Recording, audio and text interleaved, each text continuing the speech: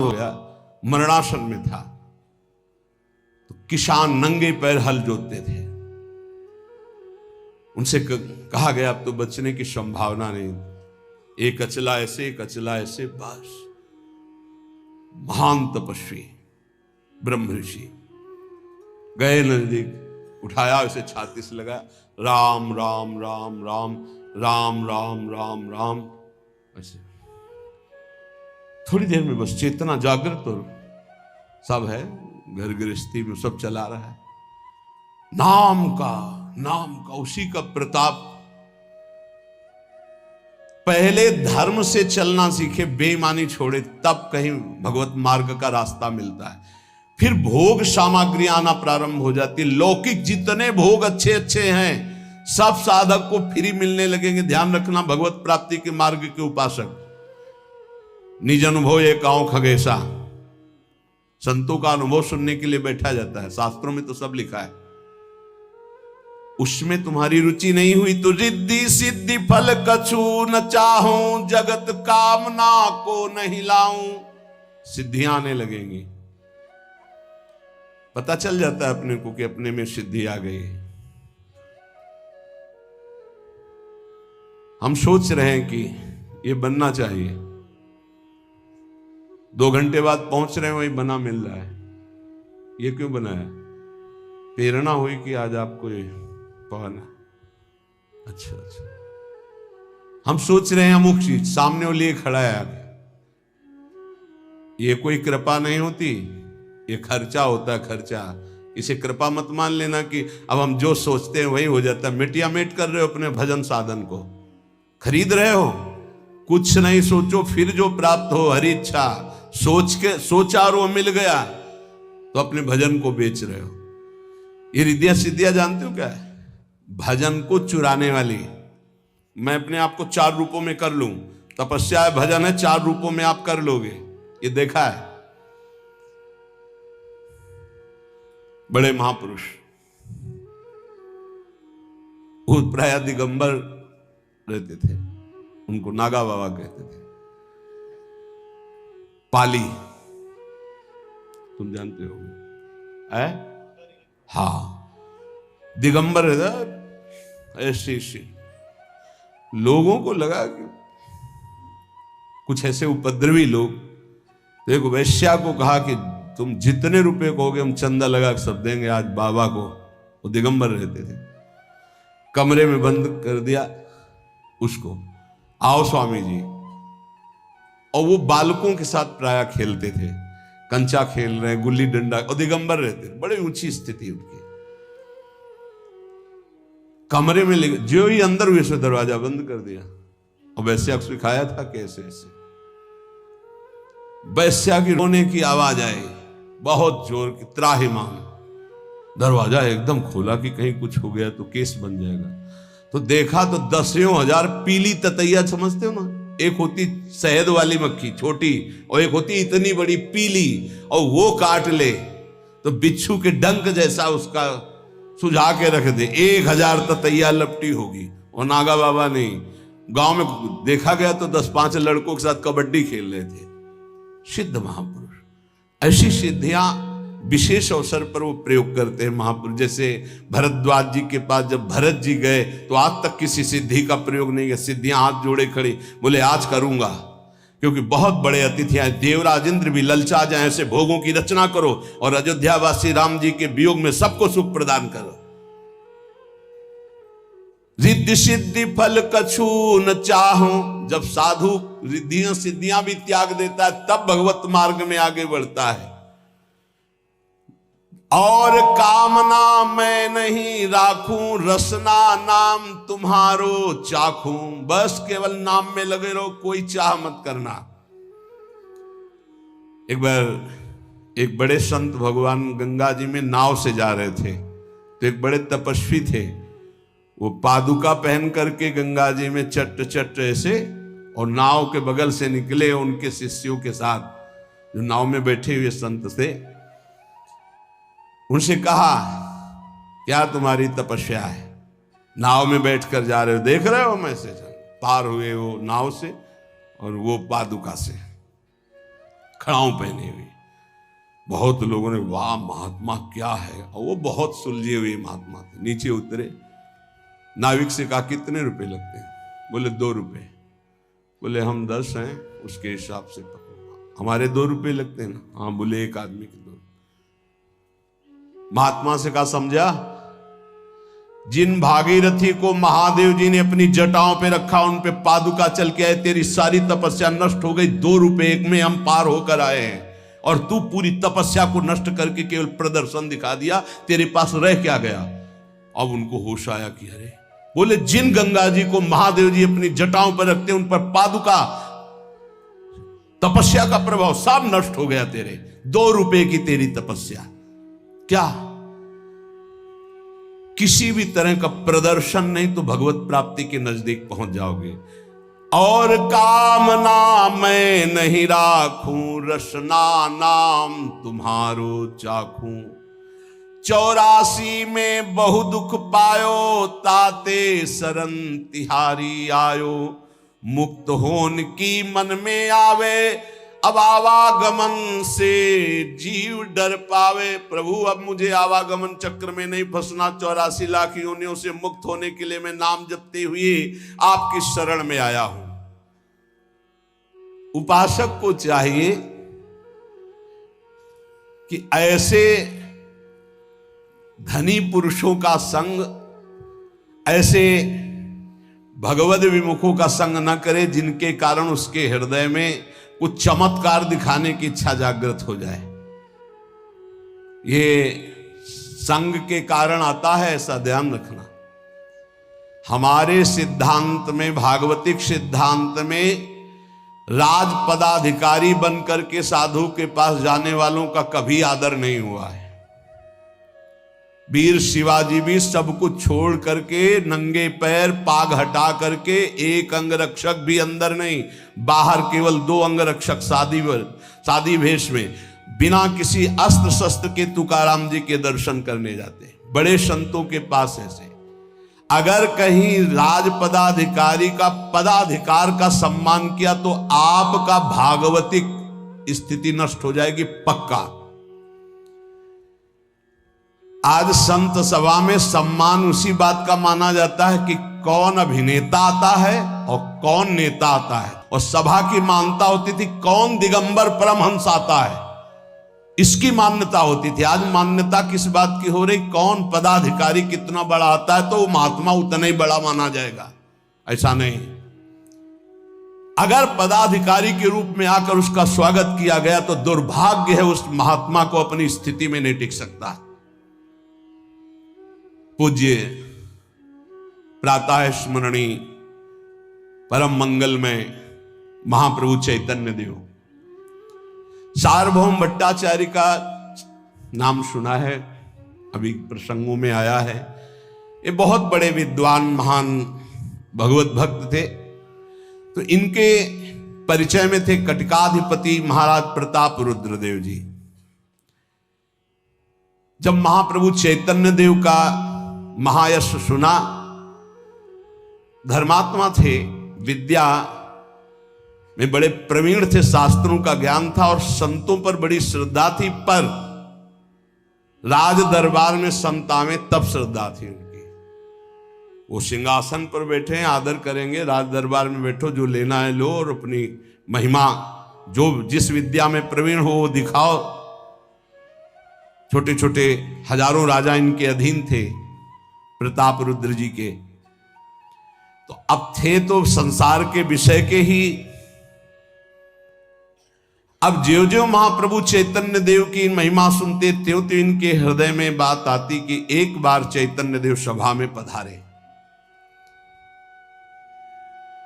लेकिन जब तक विषय भोगों की कामना रहती, विषय भोगों का मद रहता है, तब तक संतों का सानिध्य नहीं मिलता। सानिध्य का तात्पर्य होता है प्रणिपातेन, दैन्य होकर उनके चरणों में बैठो, जाकर अपने पद को भुला के तो कुछ लाभ ले पाओगे। अगर पद के द्वारा, यहां परिचय इसी बात का दिया जाता है, हम नहीं पूछ रहे किसी से, वो अपने आप आके अमुक अमुक अमुक अमुक, अच्छा तो स्वागत है आपका, बस पद का सम्मान करवा रहे हो, कुछ ले पाओगे क्या? क्या जरूरी है बताना तुम्हें तुम कौन हो? तुम हमारे प्राण प्रिय, हमारी आत्मा हो, बैठो और सत्संग सुनो और चले जाओ। परिचय बताने की क्या जरूरत है? लेकिन परिचय से सम्मान प्राप्त करना तो वही प्राप्त कर लो, चले जाओ। नहीं मिलेगा, कुछ अध्यात्म नहीं ले पाओगे। साधु चरणों में ज्यों ज्यों प्रीति बढ़े त्यों त्यों अभिमान छोड़ करके, बड़प्पन का पद का छोड़ करके साधारण भाव से जाना तो कुछ प्राप्त कर लोगे, नहीं कुछ नहीं प्राप्त होने वाला। अब महाराज की सभा में तो बड़े बड़े विद्वान और संत जन आकर आशीर्वाद देते, दरबार में आते तो उनकी सारी व्यवस्था करते। कटकाधिपति प्रताप रुद्र जी, बहुत सुंदर प्रसंग है समझने का। उनकी इच्छा थी कि महाप्रभु चैतन्य देव सभा में आए और दर्शन और कीर्तन और हम उनकी सेवा करें। महाप्रभु को स्वादिष्ट पदार्थ से तो मतलब नहीं था, किसी भेंट पूजा से मतलब नहीं था, वाहवाही से मतलब नहीं था, तो राज दरबार क्यों जाए? इन्हीं तीन बातों के लिए जाया जाता है, स्वादन, असरफी, रुपया पैसा और जय जय। महाराज ने उठकर स्वागत किया। चाहे जितना बड़ा संत बैठा हो, ये नहीं सोचा जाएगा कि उनकी सभा में संत थे और एक संसार का नामी, बस उसी पर सबकी दृष्टि रहेगी। वो बैठा है, सब पर उसका रंग चढ़ा। महात्मा 10 बैठे, एक का भी रंग नहीं, ऐसा संसार है। महाप्रभु तो परम वीतराग पर भगवत अनुरागी। शास्त्रों में वर्णन किया गया है राजपदाधिकारी का दर्शन निषेध।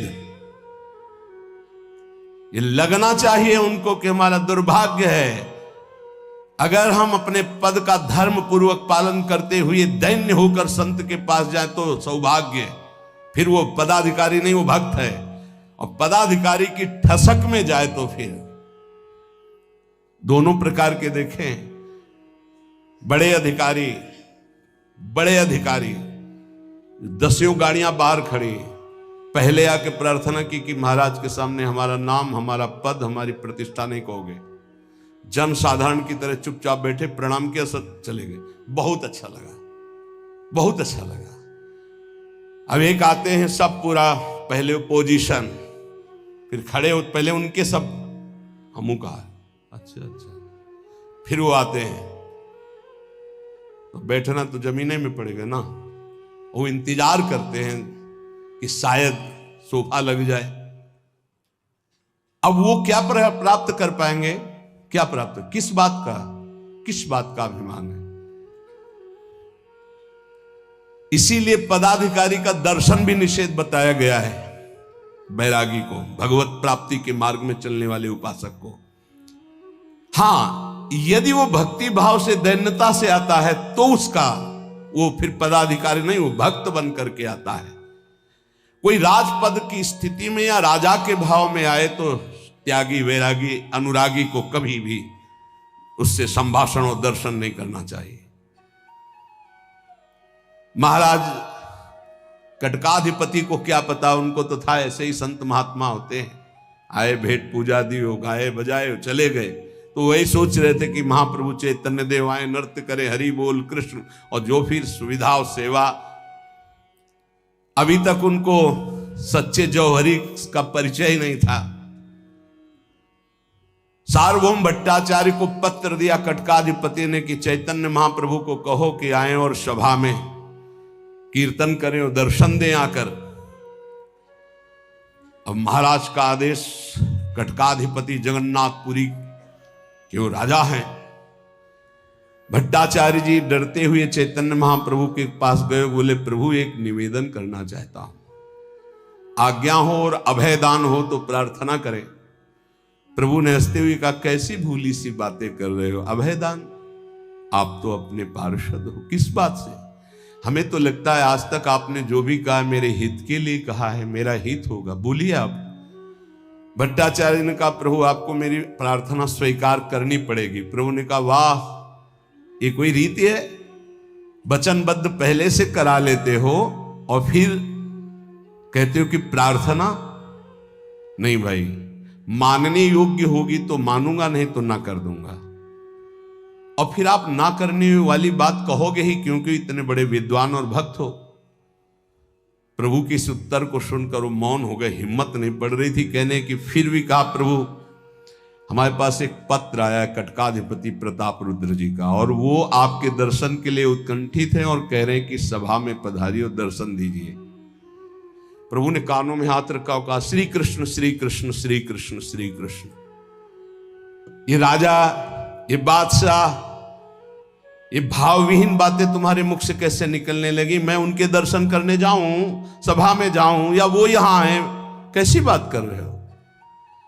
आपने मुझे क्या समझ रखा है? धर्मच्युत समझ रखा है? आप मेरे सन्यास धर्म को क्या समझते हैं? क्या मैं अब धर्म की रक्षा करूं या तुम्हारी प्रार्थना मानकर राजा के पास जाऊं? अच्छा, लगता है जगन्नाथ जी की ऐसी इच्छा है, अब तुम लोग यहां रुकने नहीं दोगे। मैं, अरे बोले प्रभु, बोले समझते हो संसार का क्या स्वरूप है और शास्त्र का क्या स्वरूप है? सुनिए, निष्किंचनस्य भगवत भजनोन्मुखस्य पारंपरम जिगमिषो भवसागरस्य संदर्शनम विषयिणामथ योषितांच हा हंत हंत विषभक्षण तोप्य साधु। जो भगवत भजन करते हैं, अकिंचन है, वैराग्य ले चुके हैं, भवसागर से पार जाना चाहते हैं, भगवान की ओर बढ़ रहे हैं, उनको ऐसे विषय भोगी राजाओं को, पदाधिकारियों को कदापि दर्शन नहीं देना चाहिए, ना दर्शन करना चाहिए। अगर वो ऐसा करते हैं तो विष भक्षण कर ले अच्छा, लेकिन ऐसा विषयी पुरुषों का संग ना करे, नहीं तो यह लोक और परलोक सब नष्ट हो जाएगा। उनके संसर्ग से भगवत भाव नष्ट हो जाएगा। भट्टाचार्य क्षमा कीजिए, बिल्कुल ना, बिल्कुल ना। भट्टाचार्य ने कहा, प्रभु मैं समझ रहा हूं, हम कोई दबाव नहीं डाल रहे थे, तो पत्र आया था इसलिए प्रार्थना की थी। और प्रभु एक बात फिर भी कह रहा हूं कि वो राज मद से दर्शन नहीं करना चाहते, वो आपके चरणों के भक्त हैं। क्या प्रभु भक्त को दर्शन? वो जगन्नाथ जी के सेवक हैं, आपके चरणों में दृढ़ अनुराग है, वो आपकी महिमा सुनते, श्री कृष्ण कथा सुनते हैं, उन्हें राजपने का बिल्कुल अभिमान नहीं है। मान लीजिए प्रभु, क्या संसार से बंधन मुक्त होने के लिए राजा पद पर विराजमान दैन्य भक्त का अधिकार नहीं है? महाप्रभु ने कहा, भट्टाचार्य ये तर्क की बातें दूसरों से करना, आकारादपि भेतव्यम स्त्रीणाम विषयिणाम अपि यथार्हेर मनसा चोभस तथा तस्या कृतिरपि। जो सन्यास ले चुका है, बैरागी है, अगर स्त्री भोगी पुरुषों का ज्यादा सानिध्य स्वीकार करेगा या भोगी शरीरों का स्वीकार करेगा तो नष्ट हो जाएगा, कोई भी हो। हमको तो इनकी आकृति से डर लगता है, ऐसे विषयी, ऐसे राजाओं से। सांप गोद में आ जाए तो क्षोभ करने की जरूरत नहीं, लेकिन ऐसे विषयी पुरुष सानिध्य में आ जाए तो डरने की जरूरत है, क्योंकि सांप एक ही शरीर को नष्ट करेगा, ये अनंत जन्मों तक के संस्कार बिगाड़ देते हैं। इनकी वार्तालाप, इनका दर्शन, इनका संसर्ग नहीं करना चाहिए, शास्त्र की आज्ञा है, चैतन्य महाप्रभु ने कहा। अब तो भट्टाचार्य जी चुप हो गए, फिर उन्होंने प्रभु को साष्टांग प्रणाम किया और लौट आए। अब राजा को क्या उत्तर लिखे, कई दिन व्यतीत हो गए, उन्होंने उत्तर ही नहीं कुछ दिया। इसी बीच आपको पीछे याद होगा राय रामानंद जी, वो राजा थे, अरे इतने भगवत प्रेमी थे कि पीछे चर्चा हुई, आपने सुना, कितना गूढ़ चर्चा हुई। वो पुरी में दर्शन के निमित्त आए और इनके अधिकारी थे प्रताप रुद्र, ये कर देते थे प्रताप रुद्र को। प्रभु ने जे ही देखा एकदम दौड़ पड़े और गले से लगा लिया। एक राजा को निषेध, दूसरे राजा को, राय रामानंद जी को गले। क्यों? क्योंकि भगवत प्रेम में डूबे हुए महात्मा हैं।